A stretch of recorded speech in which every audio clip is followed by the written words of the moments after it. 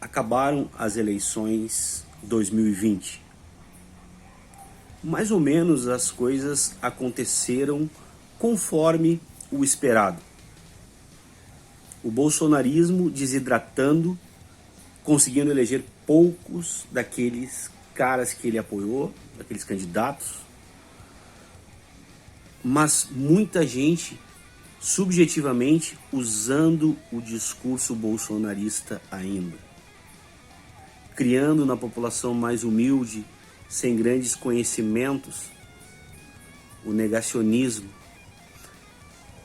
voltando aos anos 60, 70, 80, a Guerra Fria, assustando as pessoas com o medo do comunismo. O que é o nosso agora prefeito eleito, Sebastião Melo, no debate na RBS, falando que a Manoela é alinhada ao stalinismo, etc e tal, de que o Lula era amigo do Sarney e de que ele era desvinculado de tudo isso,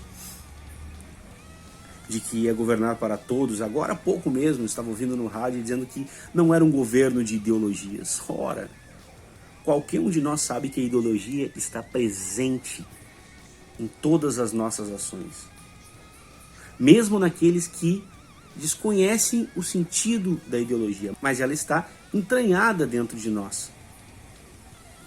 A nossa forma de pensar, seja religiosa, seja em relação à questão da raça. Olha o racismo estrutural que estamos falando tanto aí, né?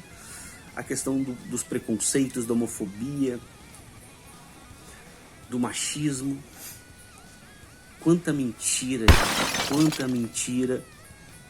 Mas eu acho que temos que lamber as nossas feridas e levantarmos a cabeça. Sim, para nossa felicidade, de fato, o bolsonarismo ele vem numa escala descendente, como se fosse um abismo. Mas eu disse para vocês, inclusive em outro vídeo, a direita tradicional, ela é resiliente. Ela encontra mecanismos de se manter no poder. Estamos com a extrema direita. Mas quem deve estar no poder, segundo as elites, certamente sempre pensa em quem? Ora, é a direita tradicional, que está ali, né, calcada ali para nós porto-alegrenses, na união para eleger o Sebastião Melo, PMDB, Democratas, PSDB, Solidariedade, Cidadania, PP. Reparem que essa é a direita tradicional, dos grandes latifundiários, dos empresários. O próprio Melo disse que não tinha dinheiro para a campanha, quando nós sabemos que essa campanha ela foi apoiada significativamente pelo setor empresarial. Porque o setor empresarial apoiou o Bolsonaro como uma medida de urgência. Aquilo que eu falo, a resiliência, se adaptar às necessidades daquele momento para se manter no poder. Mas a nossa direita latifundiária, tradicional, empresarial, ela está ali nesses partidos. Na volta do MDB, do PSDB, do Democratas, do Solidariedade, do Republicanos, do Cidadania, que estavam junto com o Melo, que promete um governo para todos. De fato, eu acho que, apesar da perda do campo progressista, eu vejo a eleição do Sebastião Melo como uma certa volta à normalidade, mais do mesmo. Mas, apesar do apoio de setores bolsonaristas, há uma certa vergonha, um certo pudor em dizer que estão com o Bolsonaro. Estão com o Bolsonaro porque nesse momento é cômodo e conveniente para compor um governo, para ganhar votos daquelas pessoas menos preparadas, digamos que não compreendam o jogo político como ele funciona. Mas certamente, se nós podemos ver alguma coisa boa, é a desidratação, é a decadência do bolsonarismo, da extrema-direita, do radicalismo. Desejo ao Melo um bom governo, porque se ele não fizer um bom governo, vamos sofrer todos nós. Embora eu tenha lá minhas dúvidas, e bastante. Finalizo dizendo que, aliás, mais uma vez dizendo, que a esquerda precisa aprender urgentemente, e eu falo que nós temos 2 anos para aprender a resiliência. a habilidade de negociarmos com o setor progressista.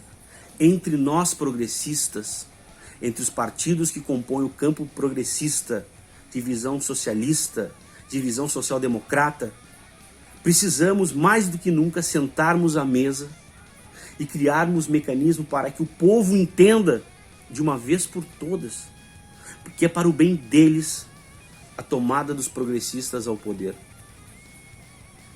Que a esquerda defende o salário, a dignidade, as relações trabalhistas de maneira saudável, que ela não é contra o setor empresarial, mas ela é a favor da justiça social, ela é a favor de um lucro justo, de um salário decente ao trabalhador, de uma escola pública de qualidade, de uma saúde pública, de uma segurança pública que entenda de todos da mesma forma, que não trate o negro, o homossexual diferente do famoso cidadão padrão.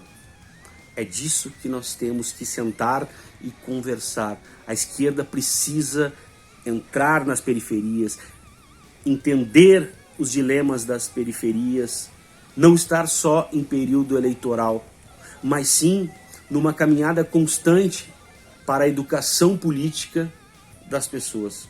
Se elas votarem nos partidos tradicionais da direita, que votem sabendo o porquê que estão votando neles. Assim como votem sabendo o porquê que estão votando no campo progressista. Que as pessoas tenham autonomia, que elas não sejam tratadas apenas como números de eleitores, mas como cidadãos protagonistas, que na hora que forem às urnas, elas saibam exatamente o que estão fazendo. Não por um rostinho bonito, ou por um rostinho mais maduro, por uma cor da pele, por uma orientação sexual ou religiosa, mas sim o que essas pessoas e esse partido que está tomando o poder representa, a causa e a quem ele serve de uma maneira séria, não factual, não criada. O Brasil precisa aprender a lidar com a democracia e só a educação, seja nas ruas, a educação nas salas de aula, a educação via internet, o diálogo é que pode fazer com que as pessoas acordem para o verdadeiro sentido da política, que a política é feita todos os dias. E não é o pastor, nem o pai de santo. É a política que muda a vida das pessoas. É lá nas câmaras, no setor executivo, no legislativo, que nós mudamos o cotidiano das pessoas. Esquerda, progressistas, vamos lamber as feridas, vamos pensar nos nossos erros e vamos nos aproximar cada vez mais e mais da base. E precisamos da união dos partidos progressistas. Não podemos agir sozinho, pois cometeremos o erro, e pode ser um erro crasso, de 2022, perdermos governos estaduais e, fundamentalmente, a presidência da República. Mais do que nunca, precisamos olhar para o nosso companheiro progressista, seja do PDT, do PSOL, do PSTU, do PCO, do PT, do PCdoB, do PCB, e nos vermos como irmãos. Não é o momento de nos vermos como adversários políticos. Fica a dica neste dia em que perdemos Porto Alegre e perdemos São Paulo e mais algumas regiões e prefeituras importantes deste país. Um beijo a todos. Eu sou o professor Ramiro. Tchau, tchau.